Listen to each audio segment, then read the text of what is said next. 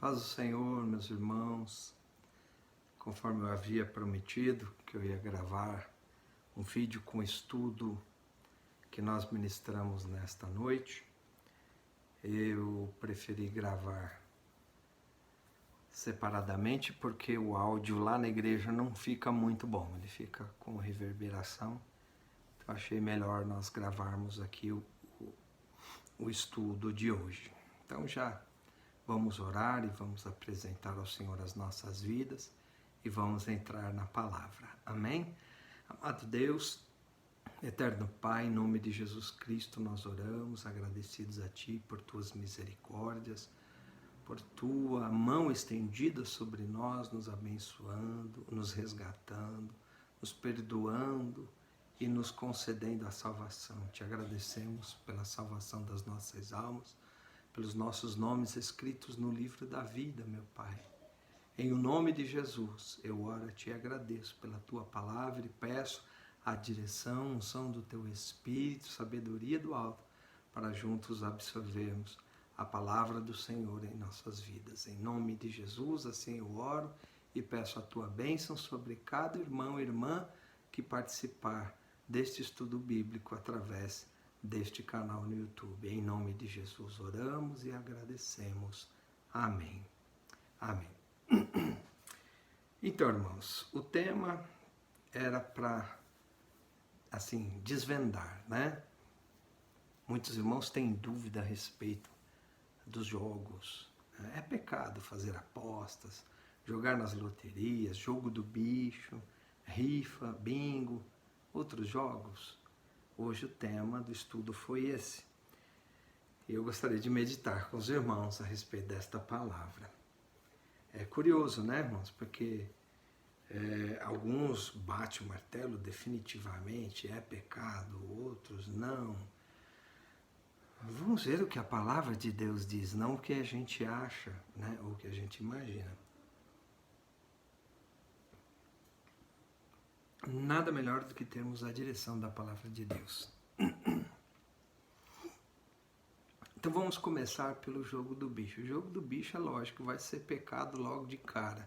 Não é nem pela Bíblia, é pela própria contravenção da lei penal brasileira. Então não é correto. Até porque o bicheiro não paga imposto, né? E até hoje não vi a história de um bicheiro bonzinho, mas sempre todos eles envolvidos com muita criminalidade. Então, realmente, jogo do bicho, quem aí arrisca apostar, eu vou dizer para você, Deus certamente não está agradando disso. Vamos ver os outros? Então vamos lá. 1 Timóteo capítulo 6, versículo de número 8. 1 Timóteo capítulo 6, versículo de número 8. Por isso, tendo o que comer e com que vestir-nos, disse Paulo a Timóteo. 1 Timóteo 6, verso 8. Por isso, tendo o que comer e com que vestir-nos, estejamos com isso satisfeitos. A palavra também nos recomenda: apegai-vos às coisas simples. Irmãos, as coisas de Deus e as maiores virtudes da vida do ser humano estão atrás de coisas simples, gestos simples, falas simples, simples toque. Amém? Vamos lá. Continuando em Timóteo, 1 Timóteo, agora verso 6, capítulo 6 e o verso 9. Mas os que querem ser ricos caem em tentação, e em laço, e em muitas concupiscências loucas e nocivas, que submergem os homens na perdição e ruína. Olha só, esses textos bíblicos já vão falando, né, irmãos? Porque às vezes as pessoas querem provar que algo é pecado ou não através de uma palavra direta, né? Não, está aqui escrito, né? E isso pode nos equivocar muitas vezes. Então vamos ficar na palavra, vamos continuar. 1 Timóteo, agora o verso de número 10 do capítulo 6.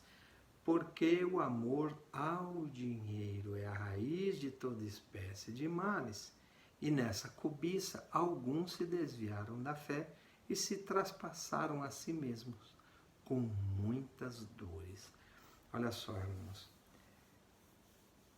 Pastor, mas é errado o pecado ser rico? Não, de forma alguma.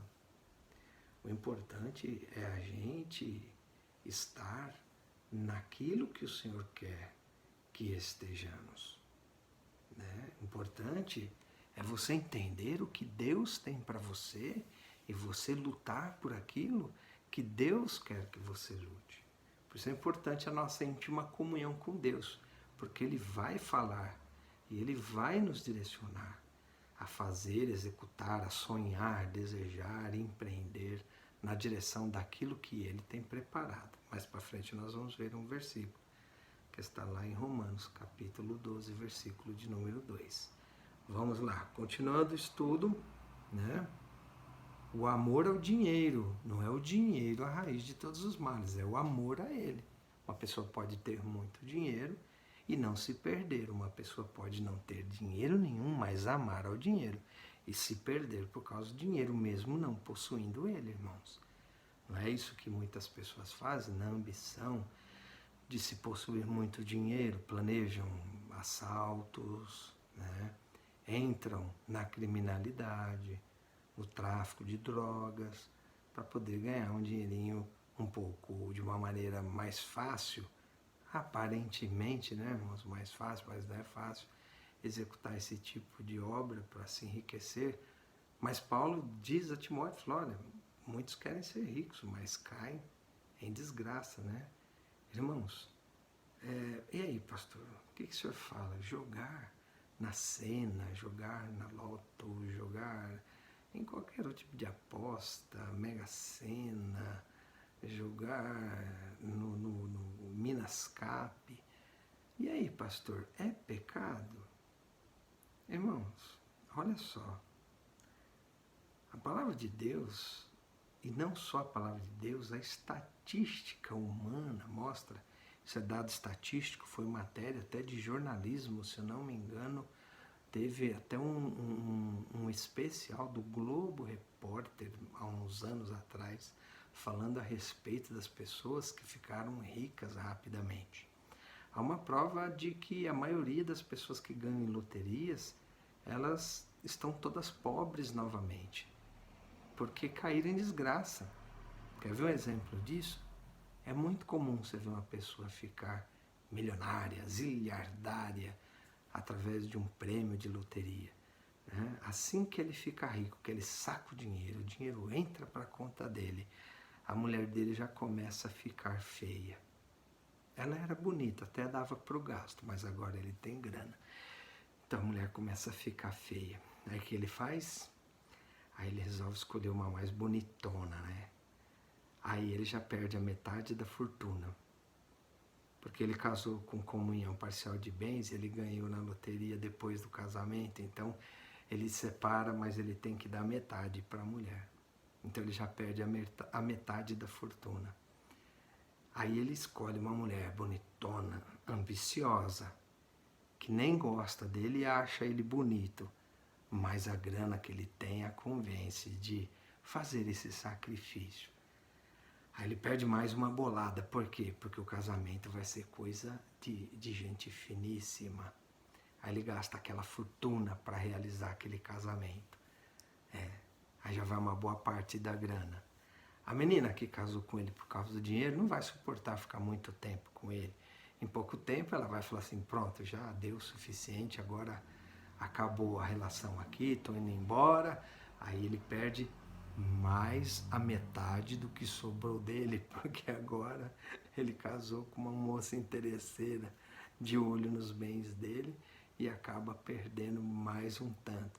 Irmãos, acaba que a estatística mostra que a maioria das pessoas que assim enriquecem terminam a sua vida na rua ou à beira de um balcão de boteco, enchendo a cara, lastimando as perdas que teve na vida. E a maior lástima não é o dinheiro que perdeu, mas sim a família que teve e que desperdiçou o maior bem da vida dele, que era a família que ele tinha. Nós estávamos lembrando de uma entrevista de um empresário que foi no programa do Jô Soares uma vez, e o Jô perguntou para ele, bom, você foi casado 5 vezes, né? Então conta aí suas experiências. Se tem alguém aqui que sabe sobre casamento, é este homem, 5 casamentos. Aí ele disse, sim, aprendi muita coisa com os 5 casamentos. E a maior lição que eu obtive de todos esses casamentos, eu precisei de casar com 5 mulheres para descobrir que eu nunca deveria ter abandonado a minha primeira esposa. Olha só. Irmãos, alguém se separa de alguém por quê? Algum tipo de interesse. Na maioria deles é buscando a perfeição. Ah, não tolero mais. Aí, para justificar a separação, classifica aquela lista interminável de defeitos da outra pessoa. É impossível conviver com ela, ou é impossível conviver com ele. E aí a pessoa se separa para casar com outra pessoa que em pouquíssimo tempo, às vezes com a primeira, o cara conseguiu tolerar, né, uma vida aí de 20, 25, 30 anos de casado. Aí separa. O segundo casamento não dura nem 5. Às vezes nem 2. Às vezes não passa de 1. Por quê? Porque descobre que não existe alguém perfeito para se unir em matrimônio. Todos nós somos falhos, passíveis de erros. E a pessoa que está procurando a perfeição só vai bater cabeça na vida. Estou dizendo que é para você sair por aí e catar a primeira doida que aparecer, o primeiro maluco que aparecer. Não é isso que eu estou dizendo. Estou dizendo que defeito todos nós temos, então não adianta procurar a perfeição. Posso dar uma dica de relacionamento sério para casamento? Procure na pessoa caráter, integridade, temor a Deus. Isso é fundamental. Aí vai dar certo. Aí o que acontece? O camarada, ambicioso na fortuna, acabou perdendo tudo e a estatística prova, não é a Bíblia não, mas é a estatística prova que a pessoa caiu em ruína. Porém, nós já lemos aqui um versículo, né? Mas quem querem ficar ricos cai em tentação e em laço e em muitas concupiscências loucas e nocivas que submergem os homens à perdição e à ruína. E aqui o amor ao dinheiro é a raiz de toda espécie de males, e nessa cobiça alguns se desviam da fé. Irmãos, até dei o exemplo, tem gente que não precisa ficar rico não. Basta Deus dar para ele um fusquinha com o motor quase fundindo, enfumaçando tudo, onde ele passa na rua não fica um pernilongo vivo, porque é aquele fumacê, né? E basta Deus dar um fusca velho, o caboclo não aparece mais na casa do Senhor. Perde a fé, porque a fé vem pelo ouvir, e ouvir a palavra de Deus, a pessoa não vem mais para a casa de Deus por causa de um fusca velho. Porque agora ele tem que visitar a família, os parentes, né? Para mostrar o foquinha lá, pingando óleo, né?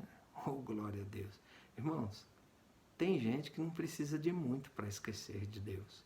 E Deus sabe o seu limite, Ele sabe o que você pode e o que você não pode. Então, cuidado com aquilo que você deseja. Às vezes você pensa que é o bem, mas vai te fazer mal. E Deus sabe o mal que faz. O próprio Jesus disse assim em Mateus 16, versículo 26. Pois que aproveita ao homem ganhar o mundo inteiro, e se for perder a sua alma, para que ganhar o mundo todo e perder a alma? Ou que dará o homem recompensa da sua alma? Então não vale a pena trocar o maior projeto de Deus para a vida do ser humano por um punhado de dinheiro, riqueza, fama ou qualquer outra coisa. Vamos lá. Mas tu, ó homem de Deus, Paulo falando para Timóteo, foge destas coisas e segue a justiça, a piedade, a fé, o amor, a paciência, a mansidão. Milita a boa milícia da fé.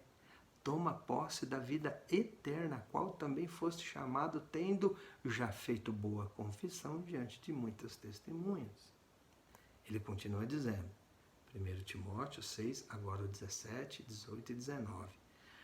Manda aos ricos deste mundo, ou seja, os irmãos que são bem abastados aí na igreja, que que Timóteo estava responsável na ocasião, não sejam altivos e nem ponham a sua esperança na incerteza das riquezas terrenas, mas em Deus, que abundantemente nos dá todas as coisas para nos aproveitarmos. Olha, Deus provê todas as coisas. Não precisa de você sair por aí correndo a investir em apostas. Até porque, irmãos, eu aprendi, eu sempre tive essa tese, porém a frase, ela veio para a minha vida através do repórter Alexandre Garcia. Ele disse a seguinte frase: eu nunca apostei em loteria, até porque é um jogo de azar. Para que um ganhe, milhares de pessoas precisam de perder. Nem que seja pouco, mas todos precisam de perder. Ele disse, eu resolvi apostar em mim. Apostei todas as fichas em mim. Eu falei, e hoje eu sou um vencedor. Sou bem-sucedido, sou feliz, tenho caráter, e é uma pessoa de caráter, né? Exemplar, uma pessoa de bem. E olha só, que frase fantástica. Eu gostei da frase dele e defendo a mesma tese.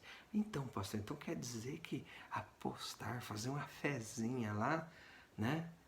Olha o termo, fazer uma fezinha. Uma fezinha no jogo de azar. Irmãos, a Bíblia nos ensina que a nossa fé tem que estar depositada nele. Pastor, fazer uma fezinha, quem sabe dá uma sorte aí, tá? Será que é sorte ou será que é azar? Porque a estatística mostra, e você pode entrar para um número estatístico muito ruim, porque bem poucos, pouquíssimos, é quase que 2 ou 3, nem 3% de quem já ganhou em loteria permanece rico, a maioria já ficou pobre. Irmãos, é quase que a totalidade, tá? Quase que a totalidade, a pessoa não tem nada, de repente tem tudo, dali a pouco não tem nada de novo. Aí ele fala, olha, não coloca a esperança nas riquezas terrenas, mas coloca a esperança em Deus, que abundantemente nos dá todas as coisas. Que eles façam bem e enriqueçam de boas obras, e repartam de boa mente e sejam comunicáveis, que entesourem para si mesmos um bom fundamento para o futuro, para que possam se apoderar da vida eterna. Olha só, o próprio Jesus Cristo disse para mim, para você, olha, juntai tesouros nos céus. Lá é eterno. E é na terra que a gente junta tesouros nos céus. Através de quê? Da nossa fé, obediência a Deus, do nosso bom trato, do cuidado, do temor, do afeto, da empatia. Irmãos, é assim que a gente vai entesourando nos céus, ao estender a mão a alguém, até quem não merecia. Deus sabe e Ele conhece a intenção do teu coração. Então, irmãos, vamos ficar na palavra.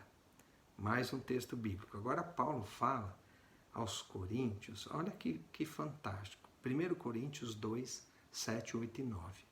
Primeira carta do apóstolo São Paulo aos Coríntios, capítulo 2, versículos 7, 8 e 9. Mas falamos a sabedoria de Deus, oculta em mistério, a qual Deus ordenou antes dos séculos para a nossa glória, a qual nenhum dos príncipes deste mundo conheceu, porque conhecendo ela, eles não teriam crucificado a Jesus Cristo. Mas, como está escrito, as coisas que o olho não viu, o ouvido não ouviu, e não subiram ao coração e à mente do homem, são as que Deus preparou para os que o amam. Então, irmãos, a maior riqueza que Deus tem preparada para nós é o plano da salvação, e através dela, a Bíblia Sagrada, encontrarmos conhecimento para alcançarmos a glória eterna. os céus. Mantermos o nosso nome escrito no livro da vida é um desafio cotidiano, é uma batalha cotidiana. Mas a Bíblia diz: ao que vencer, darei de comer do maná do céu. Ao que vencer, receberá a coroa da vida. Ao que vencer, assentará à destra de Deus em seu trono. Irmãos, o que tem de Deus para nós na eternidade, a gente não consegue mensurar e imaginar, aleluia. Então, para que desperdiçar tempo, ambição, desejo, tensão naquilo que não é pão, naquilo que é tão menor, por maior que aparentemente seja, prêmios milionários, nada se compara àquilo que Deus tem reservado para mim e para você lá na eternidade. Você ama a Deus? Permanece na palavra dele e você vai receber essa coroa da vida através de Cristo Jesus. Vamos continuar lendo. Continuando em 1 Coríntios 2, agora, versículo 10, 11 e 12.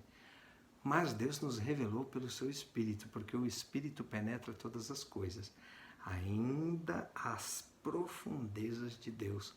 Porque qual dos homens sabe as coisas do homem, senão o Espírito do homem em que nele está? O homem só sabe de coisas terrenas, humanas e carnais. Assim também ninguém sabe as coisas de Deus, senão o Espírito de Deus. Mas nós não recebemos o Espírito do mundo, mas o Espírito que provém de Deus, para que pudéssemos conhecer o que nos é dado gratuitamente por Deus. Olha que palavra maravilhosa. Eita glória! Para que ficar desejando as coisas que possivelmente não é para nós? Sim, Deus escolheu umas pessoas para serem ricas, outras para serem mais humildes. Tudo é propósito de Deus. Mas Deus é cruel, ele fica escolhendo assim? Não, não, não. Ele conhece as nossas limitações. Por isso, como um pai amoroso que a Bíblia revela, o nosso Deus, ele cuida de nós com amor. Ele só vai te dar o que você pode ter no momento certo. E ele nunca vai nos dar aquilo que não podemos ter, porque ele nos conhece melhor do que nós mesmos. Vamos continuar lendo? Continuando lendo, capítulo 2, versículo 13 e 14 agora. As quais também falamos, não com palavras que a sabedoria humana ensina, mas com as que o Espírito Santo ensina, comparando as coisas espirituais com espirituais. Ora, o homem natural não compreende as coisas do Espírito de Deus. Então, se conversar isso com uma pessoa natural que não tem o entendimento do Espírito de Deus, você é maluco, você não quer ser rico, a sua religião quer que você seja pobre. Não, não é a religião que impõe isso. É o amor de Deus, que sabe o que cada um de nós podemos ter, ou não. Porque lhe parecem loucura, e não pode entendê-las, porque elas se discernem espiritualmente. Quer saber o que Deus tem para você? O que Deus quer de você? Você quer saber qual é a vontade de Deus para a sua vida? Seja um crente espiritual e você nunca vai ser enganado. Vamos lá. Mais um texto. O que a Bíblia fala sobre lançar sortes? Né? Fazer assim, aquelas... vamos ver, né? Quem vai lavar a louça? Joga o dado aí. Quem tirar 6 ganha. Né? Quem tirar menos vai lavar a louça. O nome disso é lançar sortes. Né? A gente vê que na Bíblia os judeus sempre tiveram esse hábito de fazer isso. Foi assim que escolheram Jonas para ser lançado fora do barco. Né? Jonas capítulo 1, versículo 7. Diziam cada um ao seu companheiro: vinde, lancemos sortes para que saibamos por que causa nos sobreveio esse mal. Aquela tempestade que já fez eles perderem todas as mercadorias da embarcação. Tiveram que lançar no mar para não morrerem afogados, para o barco não afundar. Eles lançaram sortes e a sorte caiu sobre Jonas. Talvez você possa pensar, né, mas que sorte é essa? O cara foi sorteado para ser jogado no mar. Para piorar, vem um peixe gigante lá, uma baleia, provavelmente engole ele, e ele fica 3 dias na barriga da baleia. Pois é. Eu diria que este azar está conforme a Bíblia diz, lançaram sorte e a sorte caiu sobre Jonas. Por quê? Foi justamente a partir dali que mudou o curso carnal e humano dele, fugindo da presença de Deus, e o recolocou no destino do chamado de Deus para a vida dele, na ordem que Deus havia dado. Vá até Nínive e profetiza contra ela. Aí ele teve que ir. Então foi sorte, porque ele voltou ao centro da vontade de Deus. Então, se acontecer alguma coisa na sua vida, tá? E o negócio de repente mudar de rumo, pode ser Deus te levando ao curso original, antes do desvio da rota. Você nem percebeu que desviou da rota. Deus está te chamando de volta. Opa, volta, você desviou a rota. Atos capítulo 1, 25 e 26 fala sobre a escolha de Matias, o 12º apóstolo que entrou no lugar de Judas Iscariotes, né? Atos dos Apóstolos, capítulo 1, versículo 25 e 26. Para que tome parte nesse ministério e apostolado, de que Judas se desviou para ir para o seu próprio lugar, e lançando-lhes sortes, caiu a sorte sobre Matias, e por voto comum foi contado com os 12 apóstolos. Foi assim que foi feita a escolha. Então, irmãos, com base nessa palavra, a palavra de Deus, eu tiro conclusões para a minha vida. Eu nunca gostei de apostas e jogos, nunca fui voltado para isso. Mas o que eu digo para você?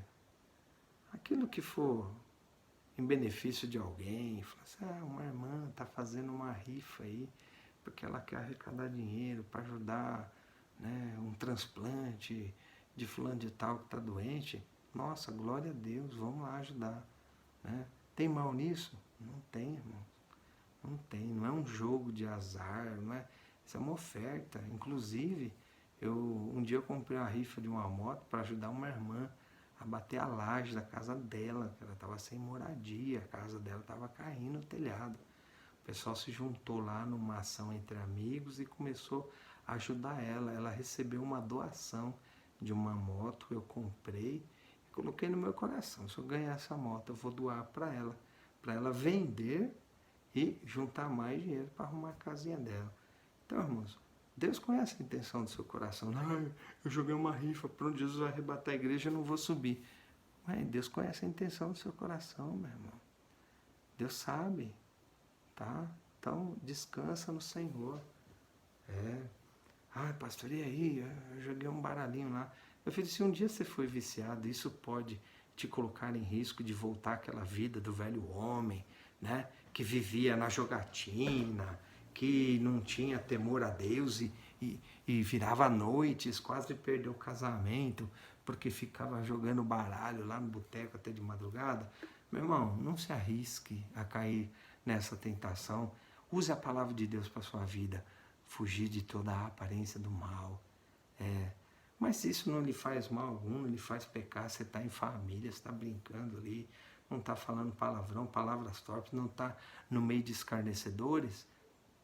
Você não está pecando, não. Você está se divertindo, você está cuidando da higiene mental.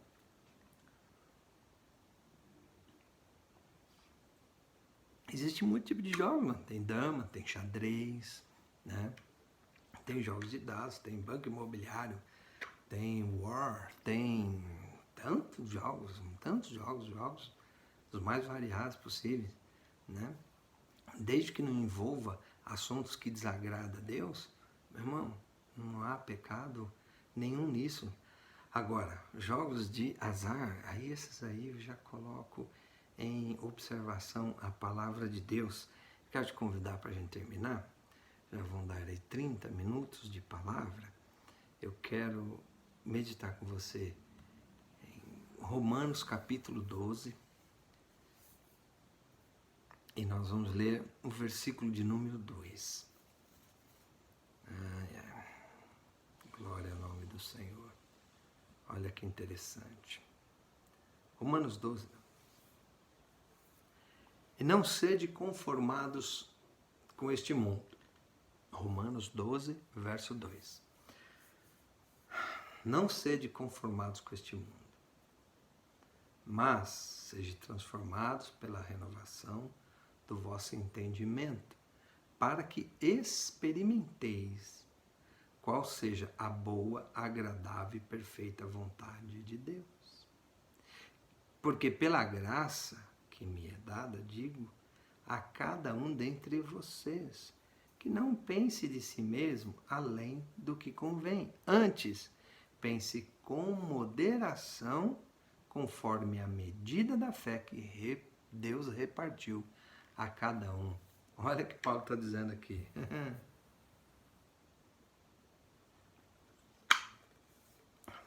Não tome a forma do mundo. Transforme o mundo você pela renovação da sua mente, que Deus renovou. Aquilo que você pensava que fazia, aquilo que você achava antes, hoje você não acha mais. Hoje a sua certeza está na salvação em Cristo Jesus. E pela fé e o conhecimento da palavra que renovou seu entendimento, você vai experimentar qual é a boa, agradável, perfeita vontade de Deus para a sua vida. E aí você vai saber o que Ele quer de você. E pela graça que é dada, Paulo fala, né? Não pense de si mesmo como lhe convém. Ou seja, não, eu acho que assim estou em paz. Opa, você pode estar achando errado. Vamos ficar na palavra de Deus, que ela não erra. Tá bem? Então, ele diz, antes pense com moderação, seja equilibrado nas suas conclusões, conforme a medida da fé que Deus repartiu a cada um de nós. Amém? Então esta é a palavra que eu ministrei lá. É lógico que lá na igreja ela durou mais tempo, teve mais participação, teve mais perguntas, teve uma boa participação da igreja. Vários irmãos opinaram, perguntaram e participaram do estudo bíblico da palavra de Deus nesta noite. Foi muito bom. Pena que você não estava lá, mas eu resumi aqui de uma forma, né, um pouco menos didática, porque lá a gente tem, além da participação, a gente tem o audiovisual, né? Coloquei no telão lá os textos bíblicos, algumas imagens que aqui eu não estou mostrando para você. Portanto, faça o esforço, quando você puder, venha à casa do Senhor. Deus sabe se você pode, se você não pode. Você podendo, esforce-te. Porque às vezes o dia que você pensa, hoje eu não vou, não estou legal. Às vezes é nesse dia que Deus tem bênção reservada para você, lá na casa dele.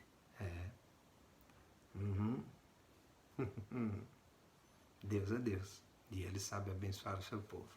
Deus abençoe a todos, uma noite de repouso e paz, que a bênção, a graça e a misericórdia do Senhor esteja sobre a sua vida. Deixa eu olhar a hora aqui, agora são 11h25, eu estou gravando este vídeo para vocês. Eu cheguei do culto, eu jantei, fiz um lanchinho com a minha família, aí sentaram ali no sofá na sala e falei assim, eu vou entrar no quarto e vou gravar o vídeo para passar para os irmãos. Então tá aqui a aula de hoje, que foi sobre os jogos, né? O que a Bíblia diz e qual orientação eu devo seguir. Eu digo que não me segue não.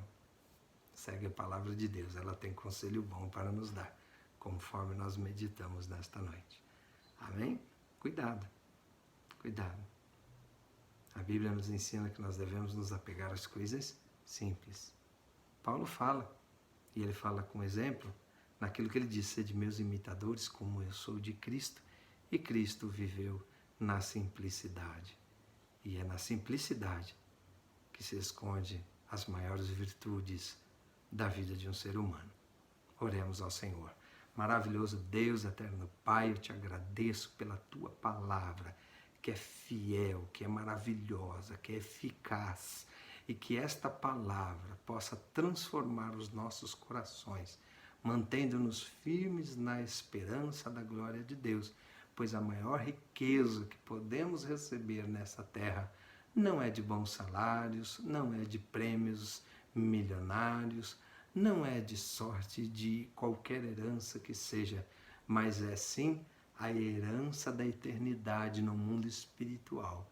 Pois aquilo que é da carne é perecível e tudo nessa terra passa, mas aquilo que depositamos na glória eterna é um tesouro que nunca vai se acabar, nunca vai ser roubado, nunca vai ser invejado, porque está no bom depósito da glória eterna que nos espera no porvir.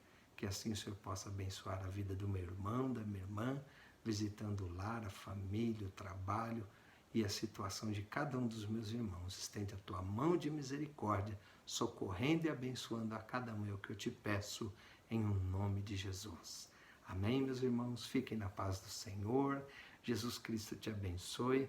Eu já vou colocar este vídeo para começar a subir no YouTube lá e estando pronto, estou compartilhando nos grupos. E eu peço para você que curte, né?